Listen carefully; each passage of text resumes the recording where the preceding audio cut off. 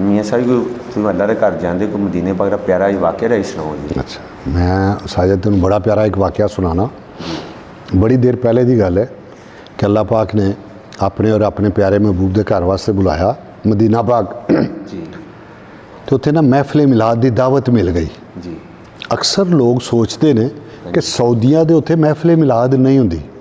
अक्सर लोगों के ख्याल है कि क्योंकि उन्हों का मसलक हो रहे तो महफिल मिलाद नहीं होंदी, लेकिन अल्लाह जानता है उत्थे भी अहले सुन्नत बहुत प्यार वाले ने, सऊदी बड़ी मुहब्बत वाले ने, तो उन्होंने घर बहुत ज़्यादा महफिल मिलाद होंदी है, लेकिन होंदी अंदर है सिर्फ हाल दे विच ओपन साढ़े तरह जिस तरह होंदी है ना इस तरह नहीं होंदी।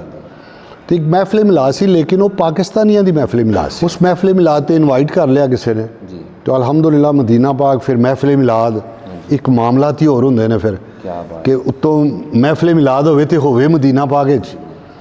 तो काफ़ी माशाअल्लाह नात खां आए सन। एक नात खां ऐसे जिन्हें मैनू बड़ा ही अट्रैक्ट किया, साढ़े पाकिस्तान के सन, मियाँ बशीर हजात साहब, वो ननकाना साहब दे ने पीर मियाँ बशीर हजात साहब। उन्हें बड़े माशाअल्लाह कदशा दे, पग बन्नी उन्हें वड्डी वड्डी पग बन्नी ते जवान बड़े, ते एंड ते ना सारिਆਂ नालों उन्हों की वारी आई नात पढ़न की। साजिद उन्हें वो नात पढ़ी, वो नात मैनू अज भी नहीं भुलदी। वो केड़ी नात सी? इन्नी नात मैं तेनों उहदा एक अद्धा अल्फाज जिहड़ा ना वो सुनाना वा, अल्लाह जानदा मैनू वो लफज अज भी नहीं भुलते पे उस नात दे। उन्होंने वो नात सुनाई जिहड़ी मैनू अज भी याद है। वो नात सुना रहे ने, कहंदे ने सारिਆਂ दुरूद शरीफ पढ़ के अस्सलातु वस्सलामु अलैका या सय्यदी या रसूल अल्लाह, अस्सलातु वस्सलामु अलैका या सय्यदी या हबीब अल्लाह। आका करीम दी शान सराइकी दे विच, अच्छा जी, सराइकी दी नात बड़ी प्यारी नात वो करदे ने। एक बार लंघिया तू साडी जाते, आका करीम सल्लल्लाहु अलैहि वसल्लम की कह रहे ने, एक बारी मेरे घर आ जाओ। हाय हाय हाय, कह रहे ने एक बार लंघिया तू साडी जाते, दारियां करे सां सिक्कां लहा के। मेरे आका करीम एक बारी आ जाओ, इन्नियां खिदमतां करांगा कि तुहानूं किसी चीज़ की कमी नहीं आन देंगा। एडे प्यार दे नाल शायर ने मियाँ मोहम्मद बख्श साहब ने कोट मिठन वाले मिठन शरीफ वाले उन्हों की शायरी है।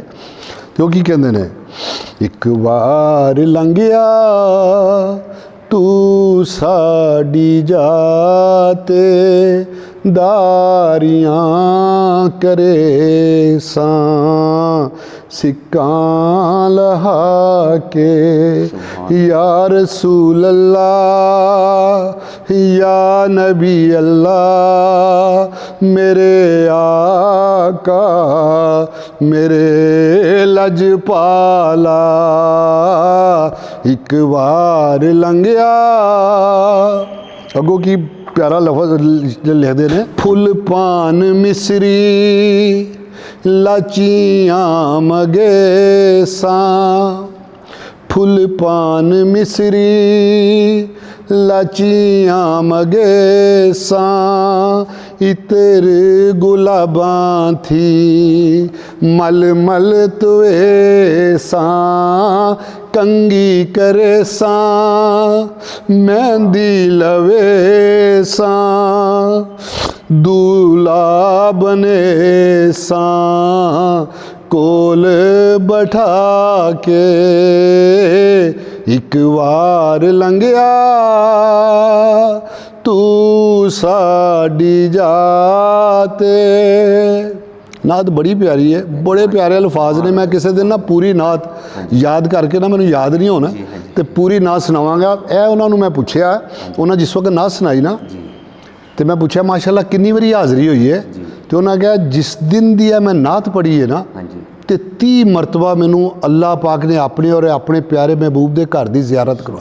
कहते मैं जो नात पढ़ना वा ना तो मैनू फौरी बुलावा आ जाता। मैं इंशाल्लाह किसी दिन ना तुहानू मैं पूरी नात सुनावांगा याद करके ना, मैनू हुण याद नहीं। तो बड़ी प्यारी और बड़ा प्यारा वाक़या कि मैनू जिहड़ा अज भी भुलदा नहीं। तो अल्लाह पाक सलामत रखे तेनू भी। और कैसा मज़ा आया ਤੇ ਮਦੀਨਾ ਪਾਕ ਦੀਆਂ ਗੱਲਾਂ ਦੀਆਂ ਤੇ ਕਿਆ ਬਾਤ ਹੈ ਜੀ ਉੱਥੋਂ ਦੀ। ਅੱਲਾਹ ਪਾਕ ਤੈਨੂੰ ਵੀ ਆਪਣੇ ਪਿਆਰੇ ਹਬੀਬ ਦੇ ਸਦਕੇ ਜਲਦੀ ਤੋਂ ਜਲਦੀ ਆਪਣੇ ਔਰ ਆਪਣੇ ਪਿਆਰੇ ਮਹਿਬੂਬ ਦੇ ਘਰ ਦੀ ਹਾਜ਼ਰੀ ਨਸੀਬ ਫਰਮਾਏ। ਅੱਲਾਹ ਪਾਕ ਤੇਰੀ ਫੈਮਿਲੀ ਤੇ ਰਹਿਮਤ करे। ਅੱਲਾਹ ਪਾਕ ਤੇਰੇ ਘਰ ਤੇ ਤੇਰੀ औलाद ते तेरी नस्लों ते रहमतां ते करम करे। अल्लाह पाक तेनू किसी चीज़ की कमी ना आवे, दीनी दुनियावी सब मुश्किल आसान करे, रिजक जान माल च बरकतां दे और परवरदिगार सानू सब नू हलाल रिजक खान दी तौफीक दे। बड़ी मेहरबानी। ठीक है जी, अस्सलाम वालेकुम। ठीक है।